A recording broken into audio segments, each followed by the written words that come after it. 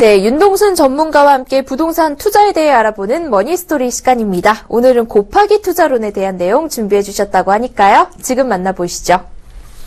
네, 안녕하십니까 시청자 여러분. 오늘은 실전 투자 중에서 곱하기 투자에 관계된 부분들 강의하도록 하겠습니다. 사실 곱하기 투자에 대해서 모르시는 분들이 많은데요. 일반론적으로 저희가 투자하실 때 방법론이 여러 가지가 있습니다. 바로 경매 혹은 NPL, 공매 등 금매도 이에 해당되죠. 아무래도 이러한 투자 방법은 기존의 관행에 맞는 투자 방법입니다. 바로 기존 가격을 정해놓고요. 그 가격보다 조금 더 싸게 사서 어느 정도의 이익을 내는 더하기 투자, 그 안에서만 행해지는 수익 방법론을 말씀드릴 수가 있고요. 여기에 곱하기 투자론을 오늘은 말씀드리도록 하겠습니다. 실질적으로 이 곱하기 투자론은요, 돈을 2배, 3배로 이렇게 더 내서 돈을 투자를 더 한다는 내용이 아니고요. 사실 투자 내용 금액은 똑같은데 수익이 곱하기로 난다는 투자 방법이 바로 이 곱하기 투자라고 말씀드릴 수가 있습니다. 방법론은 여러 가지가 있는데요. 제일 먼저 하는 것이 규제 완화에 따른 수익이죠. 보통 우리가 부동산은요, 규제가 상당히 많습니다. 보통 이용 규제와 거래 규제로 나눌 수가 있는데요. 여러분들이 잘 아는 건폐율, 용적률 이런 것들도 다 규제입니다. 그러다 보니까 보통 토지 이용 계획 확인원에 이러한 규제 사항이 많죠. 그래서 이런 것들은 이용 규제라고 말씀드릴 수가 있고요. 더불어서 거래 규제가 있습니다. 토지거래 허가구역, 농지 취득 자격 증명원 띄는 것들, 이런 것들이 바로 거래 규제를 할 수가 있는데요. 이러한 규제 완화에 따른 수익 방법은요, 더하기 수익법이 아니라 수익이 곱하기로 날 수밖에 없습니다. 그래서 곱하기 투자의 가장 큰 부분을 차지하고 있고요. 여기에 심리적인 투자 방법이 있습니다. 심리적인 투자 방법은요, 어떤 부분들이 있냐면, 지금 개발 호재가 굉장히 많은 지역이 있죠. 전국에 평택, 제주도, 혹은 강남 삼성역 인근 지역, 이러한 지역들은 심리적으로 굉장히 개발 호재가 매우 풍부하기 때문에 투자했을 때 현재 가격을 무시할 수가 있습니다. 그래서 이런 심리 투자를 하는 방법론이 있고요. 더불어서 정책 변화죠. 정책 변화에 따른 또 수익 방법이 있는데요. 이러한 정책 변화는 여러 가지가 있죠. 요즘 그린벨트 해제와 관련돼서 굉장히 설왕설래를 많이 하고 있고요. 또 얼마 전에 제9차 경제정책 활성화 방안에 대해서 나왔죠. 이러한 방안에 따른 정책 변화에 따른 투자처, 그린벨트나 혹은 향후 집가가 급격히 상승할 지역들, 예상되는 지역, 이러한 정책 변화가 예상되는 지역에 투자하는 것들, 이런 것들이 모두 곱하기 투자라고 말씀드릴 수가 있습니다. 보통 곱하기 투자는 기존 관행을 무시하는 심리를 많이 이용하는 투자 방법이라고 말씀드릴 수가 있고요. 보통 우리가 시장에서 거래되는 상호, 교환 심리, 즉 만약에 아파트 가격이 시세가 10억이다. 이러면 이런 것들을 보통 우리가 보이지 않는 벽이다. 그러고요. 심리적인 저항선이라고 말을 합니다. 그런데 이러한 심리적인 저항선을 꿰뚫고 기존의 관행을 무시하는 심리를 이용한 투자 방법이 보통 곱하기 투자라고 말씀드릴 수가 있습니다. 이런 곱하기 투자는 보통 우리가 수익률이 더하기 수익률보다 굉장히 2배, 3배 곱절나지만 그만큼 리스크는 있는 그러한 투자 방법이다라고 말씀드릴 수가 있고요. 더불어서 이러한 심리 저항선을 돌파하다 보니까 새로운 가격을 제시를 해야 됩니다. 보통 우리가 기본적으로 만약에 그린벨트 내 지역의 토지 가격이 60만 원에서 100만 원이 된다. 그런데 만약에 그린벨트가 해제했었을 때 500만 원이 될지 1000만 원이 될지에 대해서는 각 개인별로 어떤 새롭게 가격에 대한 가격 제시를 해야 됩니다. 그러다 보니까 이러한 가격 제시론에 의해서 본인이 끌고 나가는 거죠. 그렇다 보니까 가격 결정권자가 개인이 될 수 있고 일반 시장에서 형성되는 것은 아니다라고 말씀드리고 있습니다. 그래서 기존의 방법론을 탈피한 투자 방법이고요. 여기에 더불어서 곱하기 투자는 새로운 방법, 즉 규제 완화인데요. 이러한 규제는 이용 규제일 수도 있고요.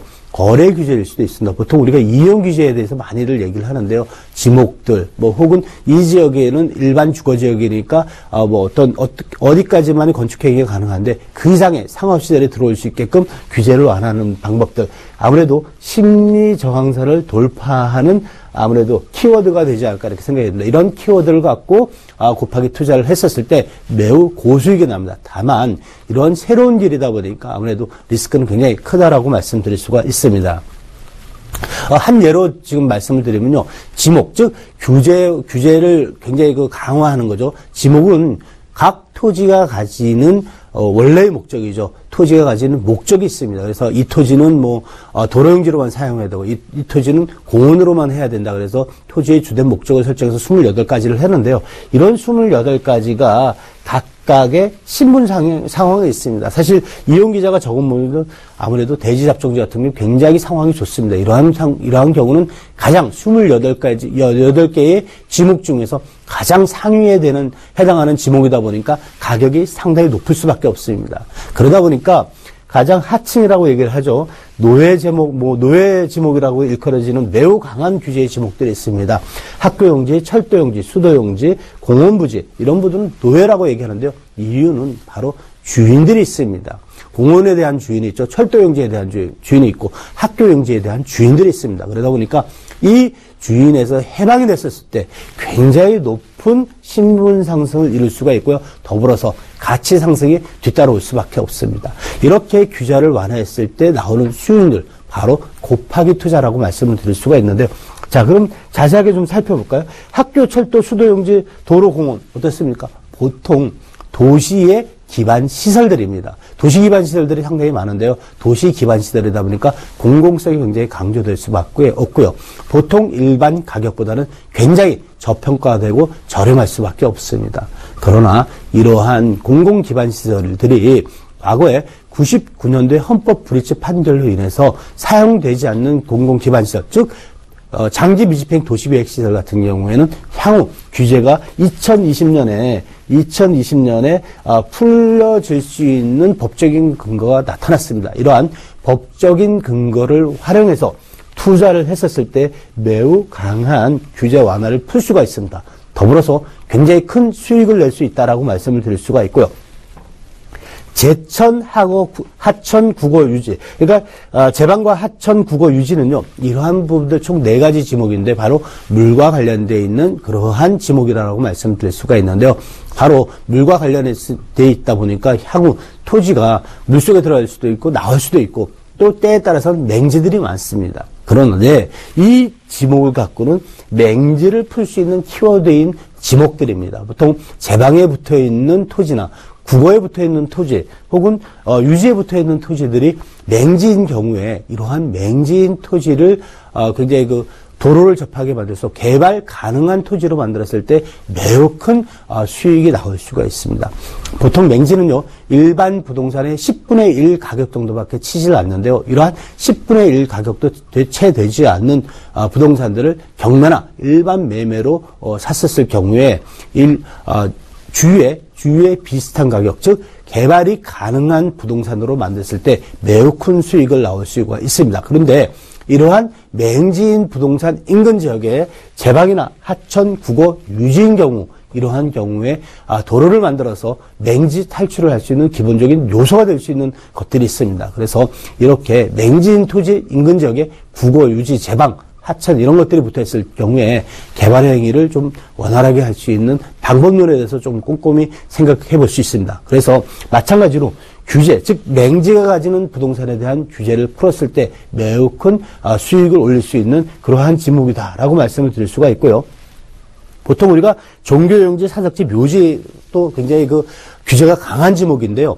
종교용지 같은 경우에는 굉장히 좀 힘든 상황입니다. 보통 우리가 종교용지 같은 경우는 맹지도 어느 정도 건축 허가가 나옵니다. 보통 우리가 굉장히 큰 공원 안에 들어가 있는 사찰부지 다 보통 이렇게 종교용지 혹은 또 굉장히 산속 깊이 들어가 있는 기도원이나 교회용지 같은 경우에도 이렇게 맹지인데도 건축 허가가 나와 있는 것들이 있습니다. 보통 우리가 경매로 매입을 해서 개인들이 종교용지로서 활용하는 게 아니라 종교에서 타 지목으로 바꿨을 경우에는 맹지 상태로 되돌아가는 경우가 있습니다. 그래서 굉장히 조심해야 될 것이 있고요. 더불어서 이 사적지 같은 경우에는 또 유물과 관련된 상황들이 많습니다. 보물도 굉장히 많고요. 이러한 지역에는 국가문화재 지역들이 많습니다. 그러다 보니까 규제사항들 상당히 있고요. 또 이런 문화재 같은 경우는 현상 변경 허가라는 새로운 방법론을 또 득해야 되는 방법론들이 있습니다. 그런데 문화재보호구역 같은 경우는 1월 26일 날 문화재청장이 얼마 전에 규제를 좀 완화하겠다는 그런 발표가 있습니다. 그러다 보니까 이러하게 굉장히 문화재 구역 내에 좀 현상 변경 허가로서 인허가를 득할 수 있는 토지나 부동산을 매입했을 때 또 수익을 내는 방법들이 있고요. 묘지가 있습니다. 굉장히 또 묘지상 굉장히 중요한데요. 묘지가 보통 우리가 연고가 있는 묘지와 무연고 묘지가 있습니다. 다 어느 정도 보물급이 아닌 이상은 어느 정도 지금 개발이 가능한 법률적 행위로 가고 있습니다. 그러다 보니까 이런 하위 분야에 굉장히 규제가 많은 그러한 지목을 개발행위 했었을 때 굉장히 곱하기 투자 수익률이 나오는 그러한 방법론이 있다라고 말씀드릴 수가 있고요. 더불어서 아까 제가 말씀드렸지만 노예지목, 즉 철도용지, 학교용지 등등 공원 도로에 있는 그런 용지에 대해서 키워드가 있다고 말씀드렸습니다. 바로 장기 미집행 도시계획시설에 대한 투자 방법인데요. 보통 우리가 일몰제라고 합니다. 2020년 7월 1일 날짜로 장기 미집행 도시계획시설 부지에 대해서는 풀어지는 부분들이 있는데요. 특히 공원 부지 같은 경우는 작년 10월 1일 날 실효가 됐고요. 2000년 7월 1일 기준에 이전에 계획된 도시계획시설에 한해서는 2020년 7월 1일 최초로 실효가 됩니다. 그러다 보니까 도로, 시장, 철도 등에 대해서 새롭게 이런 기반시설이지만 도시계획시설로 결정 고시된 기반시설에 한해서 굉장히 관심이 높이 올라가고 향후 풀렸을 때 고수익을 낼 수 있습니다. 그러나 아무래도 이런 부분들은 전문가 상담이 꼭 필요한 부분이다라고 말씀드릴 수가 있고요. 이게 이제 작년 사례인데요. 작년 8월 25일 날 이제 경매가 진행이 됐었습니다. 감정가 20억인데 낙찰은 한 9억대에 낙찰이 됐는데요. 바로 장기 미집행 도시계획시설에 대한 투자였던 것으로 지금 사료가 되고 있습니다. 보통 이게 지금 보통 지적도상 맹지이면서 이제 공원입니다. 도곡 공원이라고 얘기를 할 수가 있는데요. 이러한 지역의 공원 지역입니다. 바로 이렇게 일종 일반 주거 지역인데 개발 행위가 굉장히 수월한 지역인데도 불구하고 바로 공원 지역, 그러니까 장기 미집행 도시계획시설인 공원에 들어가 있다 보니까 향후에 2020년 장기 미집행 도시계획시설이 풀렸을 경우에 보상, 즉 20억에 대한 보상을 받던가 아니면 풀었을 때 굉장히 개발 효과에서 이제 크게 나타나는 부분들이 있을까, 이런 부분들 양쪽에 떡을 졌다라고 표현을 하는데요. 보통 이렇게 공원부지가 풀렸을 때의 수익과 또한 풀리지 않고 이렇게 보상을 받아도 수익이 나올 수 있는 이런 투자 방법이 작년 한 해 굉장히 큰 이슈였습니다. 그리고 올해는 지금 그린벨트 완화와 농업진흥지역의 일부 해제, 그리고 경제 활성화 정책에 대한 기조 변경, 바로 곱하기 투자에 대한 심리 변화를 일으킬 수 있는 키워드라고 말씀드릴 수가 있는데요. 이런 키워드로 인해서 향후 부동산이 곱하기 투자 방법론에서 나타날 수 있는 것들이 있습니다. 그래서 이러한 지역 투자, 심리를 이용한 투자들, 바로 곱하기 투자론의 기본적인 이슈가 되는 것들이라고 말씀드릴 수가 있고요. 오늘은 여기까지 하는데요. 다음 주 이 시간에는 바로 이런 경제 활성화 정책 기조 변경과 그린벨트 완화, 농업진흥 지역의 일부 해제를 통한 심리를 이용해서 곱하기 투자 방법을 할 수 있는 그러한 방법론에 대해서 다시 한번 말씀드리는 시간을 갖도록 하겠습니다.